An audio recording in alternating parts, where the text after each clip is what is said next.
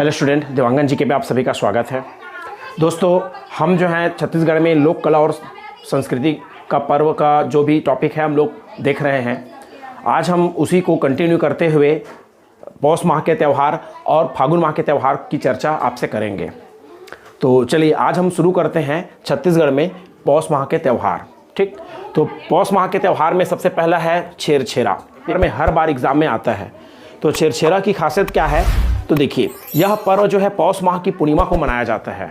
ठीक, सबसे पहले इंपॉर्टेंट बात तो यह है कि पौष माह की जो पूर्णिमा पड़ती है उस दिन यह पर्व को मनाया जाता है। यह पर्व जो है माता शाकंभरी को प्रसन्न करने के लिए मनाया जाता है। ठीक, तो देखिए छेरछेरा में दो बातें सबसे ज़्यादा इंपॉर्टेंट। एक तो पहली बात ये कि कब मनाया जाता है, तो पौष माह की पूर्णिमा को। दूसरी इसमें सबसे बड़ी इंपॉर्टेंट बात यह है कि यह पर्व जो है माता शाकंभरी को प्रसन्न करने के लिए मनाया जाता है, मतलब माता शाकंभरी को समर्पित है। उसके बाद फिर है, इस पर्व में बच्चे जो है घर घर जाकर अन्न का दान मांगते हैं। ठीक है, और क्या बोलते हैं? छेरछेरा माई कोठी के धान ला हेरते हेरा। तो ये पेपर में आने का चांस रहता है। ठीक, या पेपर में डायरेक्ट ये पूछा जा सकता है कि कौन इनमें निम्न में से कौन से पर्व में घर घर जाकर अन्न का दान मांगा जाता है? तो याद रखिएगा, छेरछेरा पर्व में। ठीक, छेरछेरा को दान का पर्व भी कहते हैं, जैसे हमने यहाँ पर शुरू में देखा।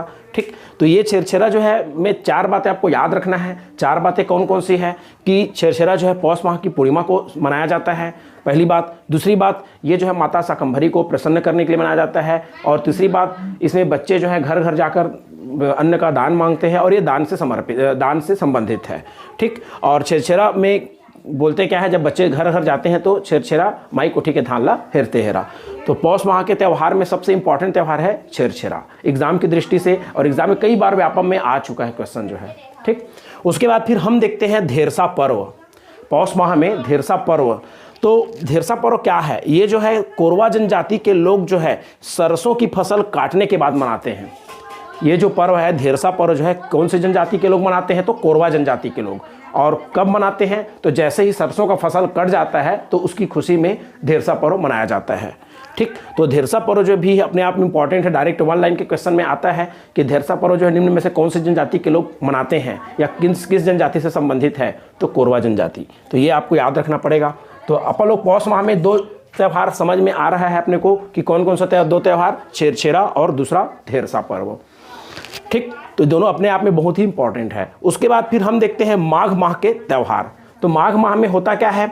बसंत पंचमी होता है। ठीक, सरस्वती की पूजा करते हैं। बसंत पंचमी मतलब सरस्वती की पूजा। ठीक, तो बसंत पंचमी शुक्ल पक्ष की पंचमी को मनाया जाता है। ठीक है, शुक्ल पक्ष की जैसे ही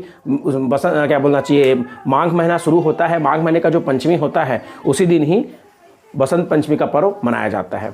तो ये भी बहुत ही इंपॉर्टेंट है बसंत पंचमी। ठीक, उसके बाद फिर हम देखते हैं फागुन माह के त्यौहार।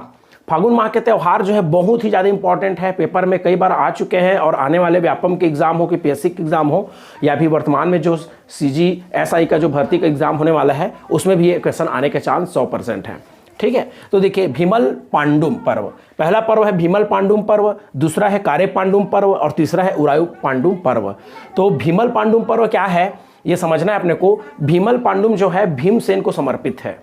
ठीक है, भीमल पांडुम जो पर्व है वो मतलब भीमल का अर्थ ही होता है भीमसेन देव। ठीक, यह पर्व जो है बस्तर की दोरला जनजाति के द्वारा मनाया जाता है। बस्तर की जो दोरला जनजाति है उनके द्वारा यह भीमल पांडुम पर्व को सेलिब्रेट किया जाता है। ठीक, यह पर्व जो है फागुन माह में मनाया जाता है, ये इंपॉर्टेंट है इसमें। ठीक, और यह पर्व जो है शिकार से संबंधित है। बहुत ही इंपॉर्टेंट है यहाँ पर कि निम्न में से कौन सा पर्व जो है शिकार से संबंधित है? तो भीमल पंडुम पर्व जो है शिकार से संबंधित है। देखिए पंडुम का मतलब ही होता है त्यौहार, याद रखिएगा। पंडुम का मतलब ही होता है त्यौहार। तो भीमल पंडुम का मतलब यह हुआ कि जो भीमदेव को समर्पित होगा वही त्यौहार ही कहलाता है भीमल पंडुम। और ये जो त्यौहार है शिकार से संबंधित है। और कौन से जनजाति के लोग इसको बस्तर में सेलिब्रेट करते हैं? तो दुर्ला जनजाति के लोग। ठीक, याद रखिएगा। उसके बाद फिर इसमें होता क्या है? तो शिकार करने के बाद दुर्ला जनजाति के लोग अपने इष्ट देव भीमसेन देव को क्या करते हैं? समर्पित करते हैं। ठीक, जो भी पशु है, पक्षी है। आजकल वैसे होता क्या है, पशुओं की मतलब बलि प्रथा तो बंद हो गई है, पशु को मारना। ठीक है, सरकार के द्वारा कानून बना दिया गया है, इसलिए इन लोग क्या करते हैं? पक्षी का ही शिकार करेंगे और उसी को ही अपने भीमसेन देव जो रहते हैं, जो भी उनके इष्ट देव, उनको क्या करते हैं? समर्पित करते हैं। तो याद रखिएगा निम्न में से कौन सा पर्व जो है मतलब शिकार से संबंधित अगर आता है तो भीमल पंडुम पर्व। ठीक। उसके बाद फिर इसमें कौन से देवता को समर्पित है, तो भीमसेन देव को। दूसरा चीज इसमें इंपॉर्टेंट क्या है, तो कौन से जनजाति के लोग मनाते हैं, तो बस्तर की दोरला जनजाति के लोग भीमल पंडुम पर्व मनाते हैं। ठीक है, तो याद रखिएगा। तो पहला त्यौहार क्या है, फागुन माह का भीमल पंडुम पर्व। उसके बाद फिर हम देखते हैं दूसरे नंबर का कारे पंडुम पर्व। ठीक है, कारे पंडुम क्या है, तो यह पर्व जो है फागुन माह में मनाते हैं। ये पर्व जो है कब मनाते हैं, तो फागुन माह में। कारे पंडुम पर्व जो है कब मनाया जाता है, फागुन माह में, याद रखिएगा। ठीक, अब यहाँ पर फागुन माह में आदिवासी जो है बांस व कटीले झाड़ियों को काटते हैं। जैसे ही काटते हैं तो उसी की खुशी में ही क्या किया जाता है, यह पर्व मनाया जाता है। तो कारे पंडुम पर्व किससे संबंधित है, बांस एवं जो भी कटीले झाड़ियाँ रहती है, बांस है, ठीक है, उनको काटने से संबंधित है। और भीमल पंडुम किससे संबंधित था, शिकार से संबंधित था। तो ये दोनों आपको याद रखना है, भीमल पंडुम, कारे पंडुम, और एक हम पढ़ेंगे लास्ट में उरांव पंडुम। तो उरांव पंडुम जो है क्या होता है, ये भी पर्व फागुन माह में मनाते हैं। तीनों में कॉमन बात, तीनों तो फागुन माह में मनाएंगे, भीमल, कारे और आपका उरांव पंडुम। ठीक, तो यह पर्व जो है फागुन माह में मनाते हैं और फागुन माह में प्रारंभ होकर चैत्र माह तक चलता है। इस अवसर पर आदिवासी जो है महुआ बीनने का कार्य प्रारंभ करते हैं। ठीक है, याद रखिएगा। तो पेपर में डायरेक्ट क्वेश्चन बनता है कि महुआ बीनने वाले मतलब पर्व जो है कौन निम्न में से कौन सा है, तो उरांव पंडुम। ठीक है, और क्या बोलते हैं, कारे पंडुम जो है कटीले झाड़ियाँ हैं, बांस है, काटने से संबंधित है। ठीक, और भीमल पंडुम जो है शिकार से संबंधित है। तो तीनों बहुत ही इंपॉर्टेंट है। तो भीमल, कारे पंडुम और उरांव पंडुम। तो उरांव पंडुम में क्या होता है, आदिवासी जो होते हैं, ठीक है, बस्तर के, वो सभी महुआ बीनने का कार्य करते हैं इस मतलब क्या बोलना चाहिए, उरांव पंडुम में। तो ये आपको याद रखना पड़ेगा। तो फागुन माह के त्यौहार और आपका छेरछेरा क्या बोलते हैं पौष माह के त्यौहार, ये दोनों अपने आप में क्या है, बहुत ही ज़्यादा इंपॉर्टेंट है। ठीक है, अब हम देखेंगे चौथे नंबर का फागुन माह के अंतर्गत आने वाले त्यौहार में दंतेवाड़ा का फागुन मड़ई। ठीक है, दंतेवाड़ा का फागुन मड़ई जो है बहुत ही ज़्यादा इंपॉर्टेंट है। क्यों इंपॉर्टेंट है, क्योंकि जैसे नारायणपुर का मड़ई महोत्सव मनाते हैं, वैसी टाइप का यहाँ पर दंतेवाड़ा में भी फागुन मड़ई मनाया जाता है। और ये जो फागुन मड़ई है वो जो है दंतेवाड़ा की जो इष्ट देवी है दंतेश्वरी, उसकी मतलब हर साल उसकी पूजा प्रतिवर्ष मनाया जाता है, उसी से संबंधित है। ठीक है, तो होता क्या है, तो चलिए आगे हम देखते हैं क्या होता है। तो यहाँ पर हम देखेंगे दंतेवाड़ा की जो इष्ट देवी है दंतेश्वरी, ठीक, उसकी पूजा में प्रतिवर्ष दंतेवाड़ा में मड़ई का आयोजन होता है। ठीक, यह पर्व जो होता है फागुन शुक्ल पक्ष के 6वें दिन से लेकर फागुन शुक्ल पक्ष के 14 मतलब 14वां दिन जो होता है, टोटल 9 दिनों तक का रहता है, याद रखिएगा। तो दंतेवाड़ा का फागुन मड़ई कितने दिनों तक चलता है, याद रखिए, अगर पेपर में आता है तो टोटल 9 दिनों तक। तो दंतेवाड़ा का जो फागुन मड़ई है वो शुक्ल पक्ष के 6वें दिन से लेकर फागुन शुक्ल पक्ष के 14 तक चलता है। मतलब 6वें दिन से शुरू होता है, उसके बाद फिर जो 14 आता है शुक्ल पक्ष का मतलब 14वां दिन, ठीक है, तो उस दिन तक ये क्या होता है, चलता है। तो होता क्या क्या है, तो देखिए फागुन शुक्ल पक्ष की षष्ठी को, मतलब जिस दिन शुरू होता है उस दिन की बात हो रही है, षष्ठी को सर्वप्रथम कलश स्थापना की जाती है। जैसे नवरात्रि पर्व में क्या होता है, कलश स्थापना होता है पहला दिन, है ना, वैसी टाइप का षष्ठी को क्या किया जाता है, सर्वप्रथम कलश स्थापना किया जाता है। उसके बाद फिर है सप्तमी को, फागुन शुक्ल पक्ष की सप्तमी को खोर खुदनी का कार्यक्रम होता है। ठीक, यहाँ पर खोर खुदनी का जो कार्यक्रम है, होता क्या है, खोर खुदनी का जो कार्यक्रम है वो जो दंतेश्वरी माता की जो छत्र छाया रहती है, मतलब उसकी जो डोली है उसको बाहर निकाला जाता है, उसी को कहा जाता है खोर खुदनी। ठीक है, तो पहला षष्ठी को क्या होगा, कलश की स्थापना होती है। दूसरा दिन मतलब सप्तमी के दिन क्या होगा, तो सप्तमी के दिन क्या किया जाता है, खोर खुदनी का कार्यक्रम किया जाता है, जिसमें क्या बोलना चाहिए, जो माता है दंतेश्वरी देवी की, उसकी डोली को बाहर निकाला जाता है, उसी कहा जाता है खोर खुदनी। ठीक, उसके बाद फिर है अष्टमी के दिन। अष्टमी के दिन नृत्य का आयोजन किया जाता है। ठीक, अष्टमी के दिन क्या किया जाता है, नृत्य का आयोजन किया जाता है।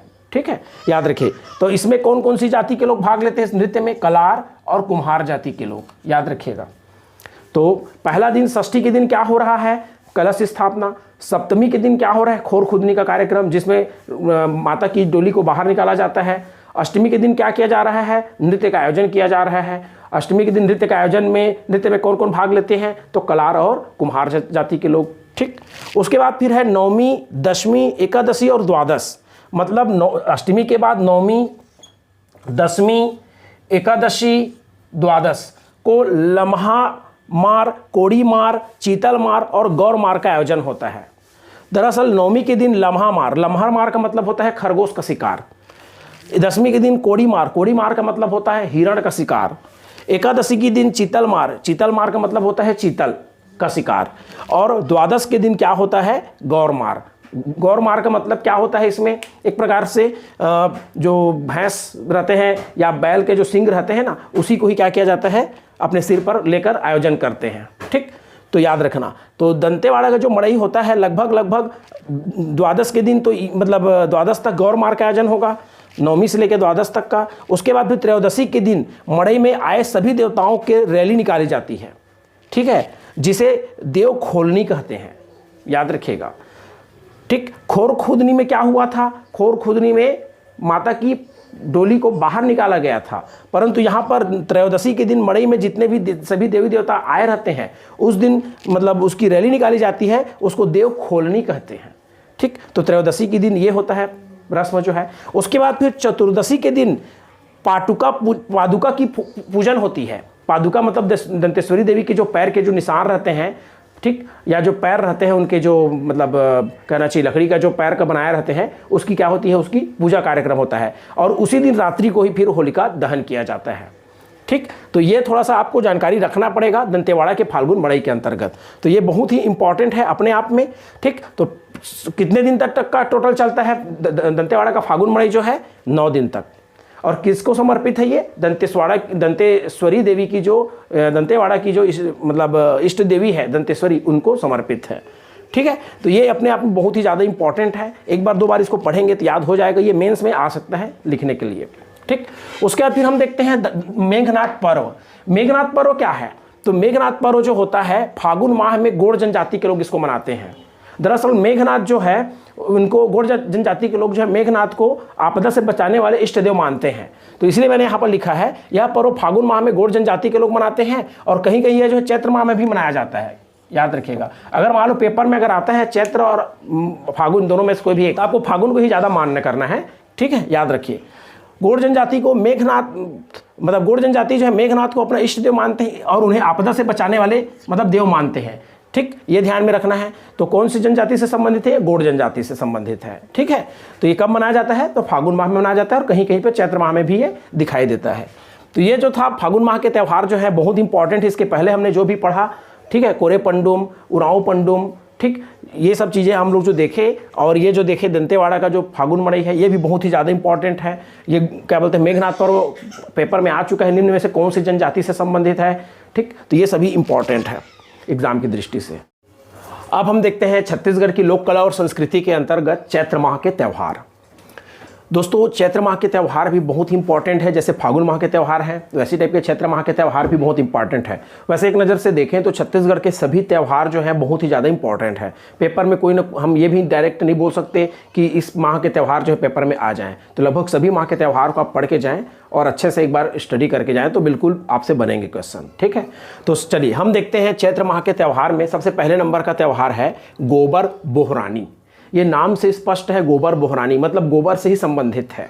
ठीक है, तो चलिए देखते हैं गोबर बोहरानी में होता क्या है। तो गोबर बोहरानी में होता क्या है, तो यह पर्व जो है चैत्र माह की शुक्ल नवमी को मनाया जाता है। शुक्ल पक्ष की नवमी के दिन यह क्या किया जाता है, मनाया जाता है। यह पर्व जो है धुरवा जनजाति के लोग मनाते हैं। ठीक, गोबर बोहरानी जो है एक तो चैत्र माह की शुक्ल पक्ष की नवमी को मनाया जाता है, और यह पर्व जो है धुरवा जनजाति के लोग मनाते हैं, याद रखिएगा।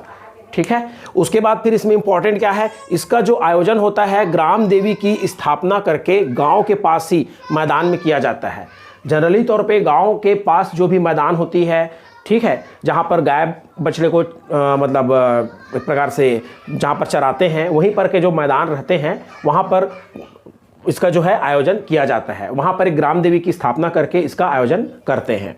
ठीक है, इसमें पुरुष के द्वारा क्या किया जाता है, धनुष, तीर व कुल्हाड़ी का पूजा किया जाता है। ठीक है, और गोबर बोहरानी के लिए क्या किया जाता है, सबसे पहले एक गड्ढा खोदा जाता है। गड्ढा खोदने के बाद अपने अपने घर से जो है उसमें गोबर को लाकर डालते हैं। ठीक, ये जो परंपरा है 10 दिनों तक चलती है, और जैसे ही 10 दिन कंप्लीट हो जाता है तो जो भी उस गोबर इकट्ठा किए रहते हैं उस गड्ढे में डालने के बाद उस गोबर को अपने अपने खेतों में क्या करते हैं, खाद के रूप में इस्तेमाल करते हैं। तो यही जो है कहलाता है गोबर बोहरानी। ठीक है, तो बहुत ही इंपॉर्टेंट है। तो वही चीज़ें हम देखेंगे कि इसमें पुरुषों के द्वारा धनुष, तीर व कुल्हाड़ी की पूजा की जाती है। उसके बाद फिर गोबर बोहरानी के लिए गड्ढा खोदा जाता है, जिसमें लोग थोड़ा थोड़ा गोबर लाके डालते हैं और यह कार्य जो है 10 दिन तक चलता है। जैसे ही 10 दिन कंप्लीट होता है तो 11वां दिन या 12वां दिन इसका उपयोग खेत में डालकर खाद के रूप में करते हैं। तो इसी को कहा जाता है गोबर बोहरानी। ठीक, तो ये जो है कब होता है, मतलब कब मनाया जाता है गोबर बोहरानी जो है, यह पर्व जो है चैत्र माह की शुक्ल पक्ष की नवमी को मनाया जाता है। ठीक, और ये जो है कौन से जनजाति के लोग इसको मनाते हैं, तो धुरवा जनजाति के लोग इसके द्वारा इसको मनाया जाता है गोबर बोहरानी। तो चैत्र माह का पहला त्यौहार हम क्या देखें, गोबर बोहरानी। ठीक, किसके द्वारा मनाया जाता है, तो धुरवा जनजाति के द्वारा मनाया जाता है। और ये जो पर्व है ये जो है आपका चैत्र माह की शुक्ल पक्ष की नवमी को मनाया जाता है। ठीक, धुरवा जनजाति के लोग गांव के पास जो गांव में लगे हुए मैदान रहते हैं वहीं पर देवी ग्राम की या ग्राम में देवी की स्थापना करते हैं। ठीक, ग्राम देवी की, और उसमें ही वहीं पर गड्ढे खोद कर अपने अपने घर से गोबर को इकट्ठा करते हैं, डालते हैं। तो जो है एक प्रकार का खाद का रूप ले लेता है। 10 दिन तक ये परंपरा चलती है। जैसे ही 11वां 12वां दिन आता है समय, तो अपने अपने वहाँ से खेत में क्या करते हैं, जो इकट्ठा गोबर हुआ रहता है उसको अपने अपने खेत में डालते हैं और उसका उपयोग जो है एक प्रकार से खाद के रूप में करते हैं। तो ये परंपरा जो है याद रखिएगा, गोबर बोहरानी जो है चैत्र माह का पहला त्यौहार।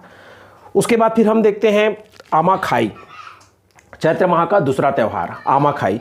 दरअसल चैत्र माह के दूसरा त्यौहार आमाखाई में होता क्या है, तो देखते हैं। यह पर्व चैत्र माह के शुक्ल पक्ष के 13वें दिन, ठीक है, चैत्र माह के शुक्ल पक्ष के नवमी के दिन हमने क्या देखा, गोबर बोहरानी को देखा। वहीं पर ही चैत्र माह के शुक्ल पक्ष के 13वें दिन जो है धुरवा, ठीक है, धुरवा व परजा जनजाति के द्वारा, धुरवा व परजा, एक है धुरवा जनजाति की लोग ही गोबर बोहरानी मनाते हैं। ठीक, और यहाँ पर भी आमाखाई भी इन्हीं लोग मना रहे हैं। ठीक है, शुक्ल पक्ष के 13वें दिन मतलब 13 के दिन धुरवा व परजा जनजाति के द्वारा जो है यह पर्व मनाया जाता है आमाखाई। इसमें होता क्या है, तो भाई आम का उस समय नया नया फसल आया रहता है। तो आम को जो नया फसल रहता है या पहला फसल जो रहता है उसको क्या करते हैं, दंतेश्वरी देवी जो इष्ट देवी रहती है बस्तर अंचल की, वहाँ पर उसकी मतलब उस फल को क्या करते हैं, चढ़ाते हैं। तो पहला त्यौहार मतलब पहला फल आने के बाद उस त्यौहार मतलब उसको उस मंदिर में या दंतेश्वरी देवी के चरणों में चढ़ाया जाता है। इसी को कहा जाता है आमाखाई। तो ये जो है किससे संबंधित है, कौन से जनजाति के लोग इस पर्व को मनाते हैं, तो धुरवा जनजाति के लोग, और धुरवा जनजाति के साथ ही साथ आपको याद रखना है परजा जनजाति के लोग। ठीक है, तो आमाखाई जो है धुरवा और परजा जनजाति के लोग मनाते हैं। ये जो है जो आम की जो पहली फसल आती है उसको सीधा दंतेश्वरी देवी के मंदिर में जाकर उसको अर्पित करते हैं, उससे संबंधित है आमाखाई। ठीक, और गोबर बोहरानी जो है धुरवा जनजाति के लोग ही मनाते हैं, परंतु यहाँ पर गोबर को इकट्ठा करके खाद के रूप लेके उसको खेत में डालने से संबंधित है। तो चैत्र माह का 2 त्यौहार मैं सोचता हूँ आपको अच्छे समझ में आया होगा। उसके बाद फिर हम देखते हैं तीसरे नंबर का त्यौहार चैत्र माह के अंतर्गत। तो चैत्र माह के अंतर्गत तीसरा त्यौहार होता क्या है, तो तीसरा त्यौहार होता है माटी तिहार। ठीक है, चैत्र माह के जो तीसरा त्यौहार है वो माटी तिहार के नाम से जाना जाता है। तो तीसरा त्यौहार में होता क्या है, तो माटी तिहार जो है बस्तर में चैत्र माह की पूर्णिमा को मनाया जाता है। माटी तिहार जो है बस्तर में चैत्र माह की पूर्णिमा को मनाया जाता है। ठीक, अब जैसे देखिए शुक्ल चैत्र माह के में यहाँ पर क्या था, चैत्र माह की शुक्ल पक्ष की नवमी को गोबर बोहरानी मनाया गया और आमाखाई जो है चैत्र माह के 13 के दिन मनाया गया। जैसे ही 14 फिर पूर्णिमा लगती है तो चैत्र माह के पूर्णिमा के दिन जो है माटी तिहार मनाया जाता है। इसमें होता क्या है, दरअसल ग्रामीण जो होते हैं जहाँ पर एक गुड़ी होता है, हर गांव में एक छोटा सा मंदिर होगा, मंदिर के पास ही गुड़ी, उसको गुड़ी का बोला जाता है। गुड़ी में इकट्ठा होते हैं और मिट्टी, दरअसल माटी तिहार जो है मिट्टी से समर्पित है, मिट्टी को श्रद्धा भाव से समर्पित है। इसमें होता क्या है, मिट्टी का मतलब तिलक बनाकर सब एक दूसरे को अभिवादन करते हैं तिलक लगाकर। ठीक है, और इसमें महिलाएं जो है क्या होती है, इसमें महिलाओं का प्रवेश जो है वर्जित रहता है, मतलब इसमें केवल और केवल पुरुष ही भाग लेते हैं।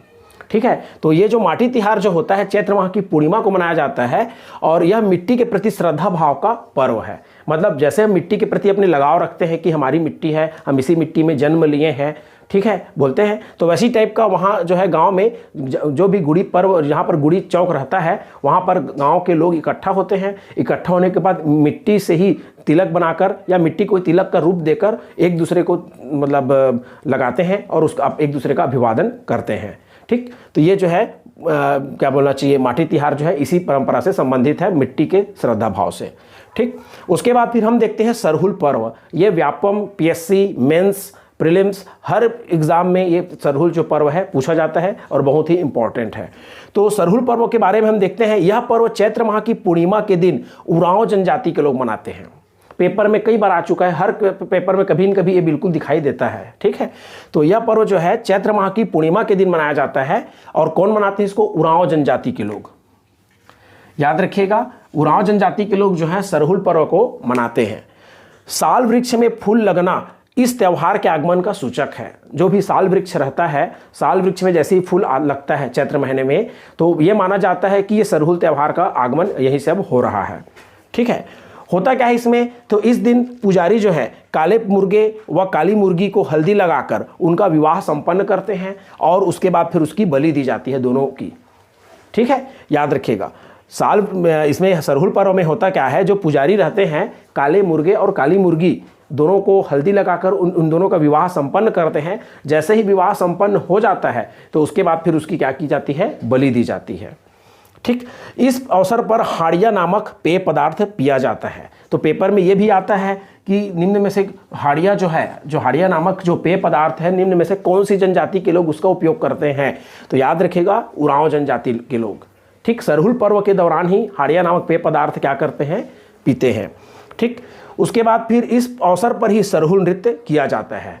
ठीक, तो याद रखिएगा, सरहुल पर्व जो है चैत्र माह की पूर्णिमा के दिन उरांव जनजाति के लोग मनाते हैं। साल वृक्ष में फूल लगना इस त्यौहार के आगमन का सूचक है, या हम ये कह सकते हैं कि साल वृक्ष से संबंधित है। मतलब साल वृक्ष में जो फूल लगना जो होता है, जैसे ही साल वृक्ष में फूल लगता है तो ये माना जाता है कि अब उरांव जनजाति के द्वारा क्या किया जाएगा? सरहुल पर्व मनाया जाएगा, हाड़िया नामक पेय पदार्थ पिया जाएगा और सरहुल नृत्य किया जाएगा उसकी खुशी में। ठीक, और इस अवसर पर पुजारी जो होते हैं काले मुर्गे और काली मुर्गी का विवाह संपन्न करके, उनको हल्दी लगाकर विवाह संपन्न करके उसकी बलि देते हैं। उसके बाद फिर यह पर्व जो है क्या किया जाता है? मनाया जाता है। तो ये जो था सरहुल पर्व था, बहुत ही इंपॉर्टेंट है अपने एग्जाम की दृष्टि से। हर बार पेपर में कोई ना कोई एग्जाम में ये आपको दिखाई देगा सरहुल पर्व से संबंधित। ठीक, उसके बाद फिर हम देखते हैं लास्ट बीज पंडुम पर्व। ठीक है, बीज पंडुम पर्व चैत्र माह का लास्ट त्यौहार क्या होता है? यह पर्व जो है बस्तर में डंडामी माड़िया जनजाति के लोग मनाते हैं। ये भी चैत्र महीने में ही मनाया जाता है। ठीक है, और ये जो पर्व है बस्तर में डंडामी माड़िया जनजाति के लोग मनाते हैं। यहाँ पर इस पर्व को जैसे ही मनाते हैं तो इस पर्व को मनाने के बाद ही बीज, ये दरअसल बीज बोने से संबंधित है और कुछ नहीं है, इसमें ज़्यादा डिटेल समझने की जरूरत नहीं है। बीज पंडुम का मतलब ही वही है, बीज मतलब बीज बोना। बस ये ध्यान में रखना है इसमें कि बीज पंडुम पर्व जो निम्न में से कौन से जनजाति के लोग मनाते हैं, तो बस्तर अंचल की जो डंडामी माड़िया जनजाति है उनके द्वारा यह पर्व जो है मनाया जाता है। इस पर्व को मनाने के बाद बीज बोया जाता है और धरती माता की क्या करते हैं? पूजा करते हैं। तो ये जो है अपने आप में बहुत ही इंपॉर्टेंट है। ठीक, तो हमने देखा चैत्र माह के अंतर्गत 5 त्यौहार कौन कौन सा? एक गोबर बोहरानी, दूसरा हमने देखा आमा खाई, तीसरा हमने देखा माटी तिहार, चौथा हमने देखा सरहुल पर्व और लास्ट 5वां हमने देखा बीज पंडुम पर्व। तो पांचों जो है एग्जाम की दृष्टि से बहुत ही इंपॉर्टेंट। आप पेपर में एक बार इसको पढ़ के जाइए और इसको नोट करके जाइए, तो बिल्कुल आपसे क्या होंगे? ये छूटेंगे नहीं, बनेंगे आपसे। ठीक है, ठीक, तो आज की क्लास दोस्तों मैं यहीं तक लेता हूं, बाकी फिर मिलते हैं नेक्स्ट क्लास में। आज आपसे यहीं तक मैं चर्चा कर रहा हूं। अगर आपको आज का कंटेंट आपको अच्छा लगा हो, आपको पसंद आया हो, तो हमारे चैनल को सब्सक्राइब करिए, लाइक करिए और अधिक से अधिक दोस्तों में शेयर करिए। ठीक, thank you, all the best.